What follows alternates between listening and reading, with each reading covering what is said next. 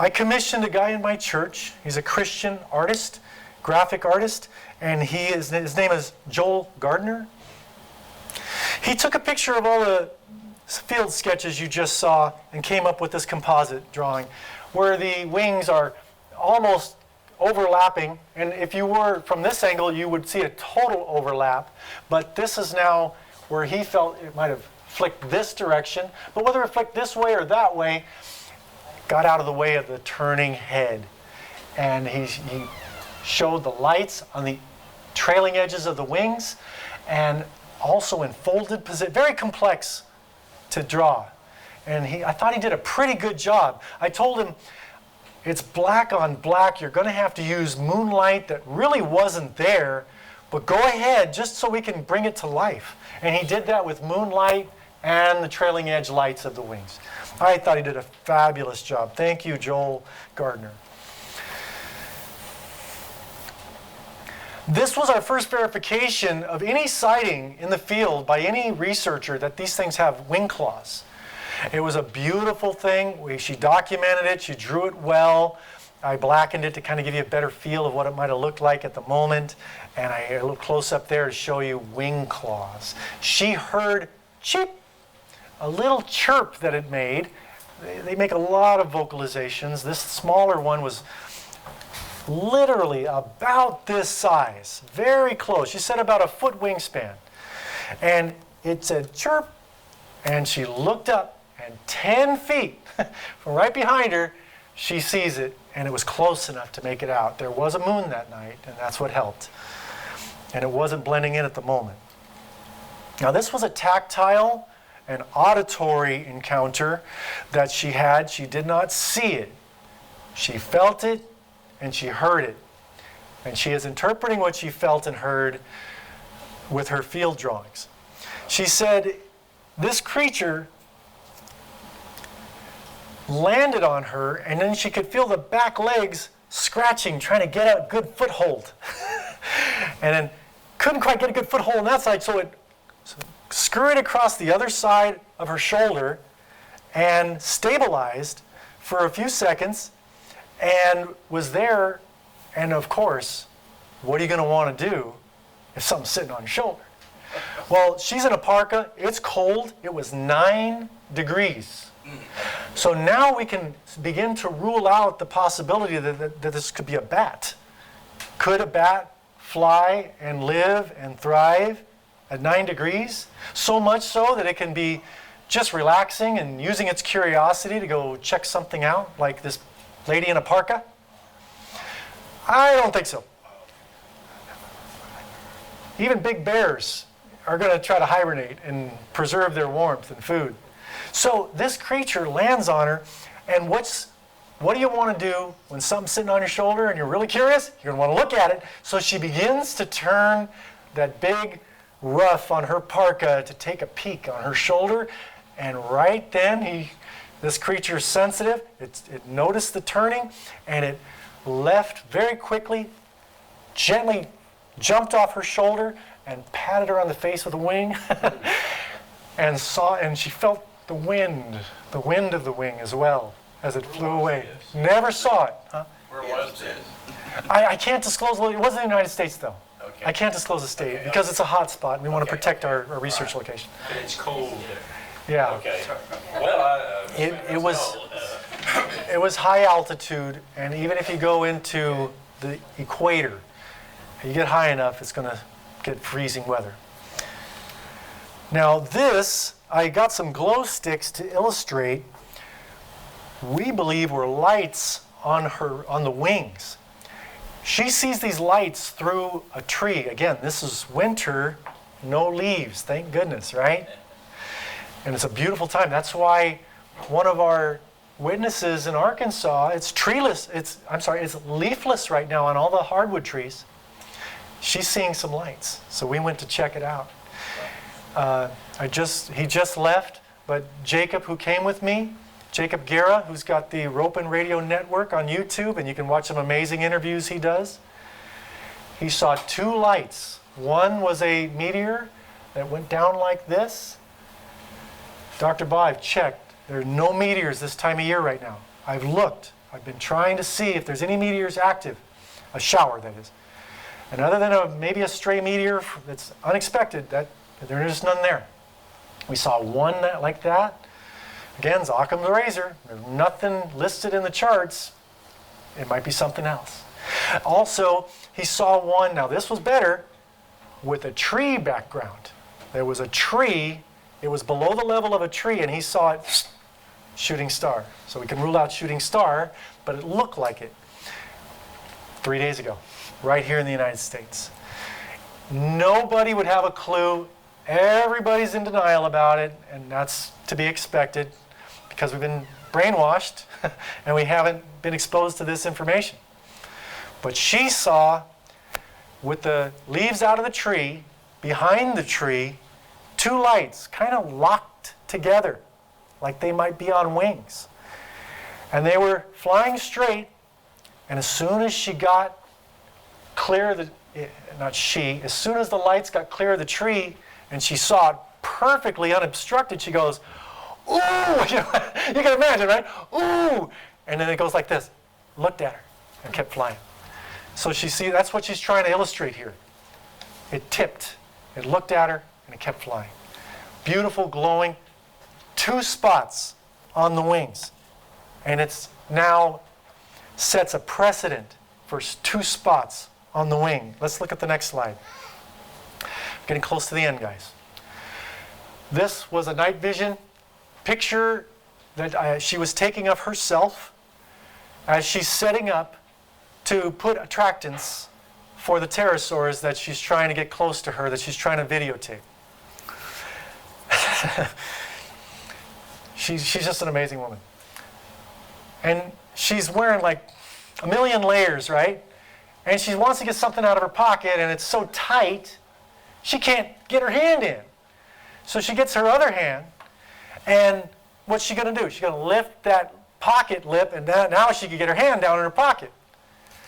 On her way, on this hand's way to assisting the other hand to get in, at 60 frames a second, the video, a 15-second clip, at 60 frames a second, one frame out of that 15 seconds had this double flash right here on her thigh. And I'm going through it. Everything she sent me, I would go over with a fine-tooth comb, and I probably still miss some. But I saw this flash. That's definitely a flash. It wasn't there in the previous 2. Something happened. It was a quick flash. 1/60th of a second. That's pretty quick. You can't blink, you can barely blink your eyes that fast. So I said, let's blow up that thing. I actually gave this to a photographic analyst, Ed Holroyd. Do you know Ed Holroyd? He's a creationist, lives up, I believe, in Idaho. Just a real great man of God. He has a very beautiful analytical mind, and he analyzes photographs for photographic interpretation for GPS and things like that. A wonderful mind. Like, you got so many of them around here. He would fit in well. I said, what do you think this is? What's going on here? What are those lights all about? Use your photographic interpretation and please report. He said, okay, Garth, I've looked at it. The best I can, there's something there. There's definitely something there. It's not her. There's something there. What I believe it is, I think she has a purse on, there's 2 rivets, and they're reflecting light. That's all I need. Thank you very much, sir. That will work. Okay, first of all, there's something there. It's not there in the rest of the footage, but there's something here now. So we get a little closer. Now I want you to pay attention. I think this is a pterosaur. I think we are seeing it holding on with its claws onto her, just below her pocket. And the other feet are hanging on as well. The head is turned just a little bit, and the claws on this hand or the portion of the wing with the claws is a little lighter, maybe producing slight bioluminescence. But the head crest is not. And so we have contrast. Pay attention to the head crest that I draw, and then I'll toggle back and forth. Ready? Here we go. Look at the head crest. You see that? Slightly lighter. And if I could dim it down, you'd probably see it even better. And the eye and the beak, they're not illuminated either. They're darker. The wings and the general shape of the wings and the little point of light at the tip of the wings all seems to correspond. And this was after she saw the two lights flying through the trees, locked in together as if they were on their wings. So we have some precedent here. This is not ultimate proof that pterosaurs exist and we're ready to show the world. And no, but it's encouraging to us researchers. Garth, can you go back Sure. and let me see if there's another possibility? Yes. Can that be his beak and crest, his wing? Can that be the head rather than that? You know, it is interpretive. This is the best I could come up with, but I am open. You might have a point. From this angle, that appears to be a crest, that's a beak, and it would match. There's the crook in the neck, and then you have wing and a wing tucked slightly. Yeah, and it could be. I interpreted it slightly different, but one thing about it is we have a creature that's producing light here. And I asked her point blank, did you have a purse with rivets? She said, no. What would I need a purse at 9 degrees for when I'm doing research? That thing's in my car. Yeah, and I'm just picturing that that's an eye, or at least near the eye. It could be the dark spot above it, actually the eye, but that's an eye, a dark beak, a dark head crest, a neck, and you see through between the wings and the neck right here. And anyway, you could kind of see, I drew the best I could. So you might be right though. I would like to see a sketch, and it might bring it out even better. Now, the Ankh is the symbol for eternal life in Egyptology and the ancient Egyptian religion. The Djed is the symbol for stability and maturity, strength. The wasp scepter, with its unique fork and head, pterosaur-like head, was the symbol for power and dominion, authority. And it's interesting that the symbols we found by the Indian cave drawings seem to correspond in many ways. Look at the unique fork shape, very similar to the wasp scepter on this symbol here, and it is scepter-like with a different head, of course, and a third prong, yet we see it. It stands out. It matches quite well. And we don't have the pterosaur head on the scepter, but near it on this life-giving, powerful God. And here we have vertebral processes very similar to the Djed's vertebral processes and fused sacrum. Speaking of stability and maturity and backbone. Where are those cave drawings? They're in the What United nation States. Are they from? They're Yeah. from the United States. Yeah, they're from the United States, Native Americans here, yes. Very ancient though, so I don't know if the people that actually drew them are still here, but I could ask the anthropologist that. But she was very certain. She had already studied these before I ever asked her about them. And she had to do some research to find her old studies. But she found it, and she was very familiar with this. And she said, in her own words, this is a powerful God to the Indians, how they would want to depict one.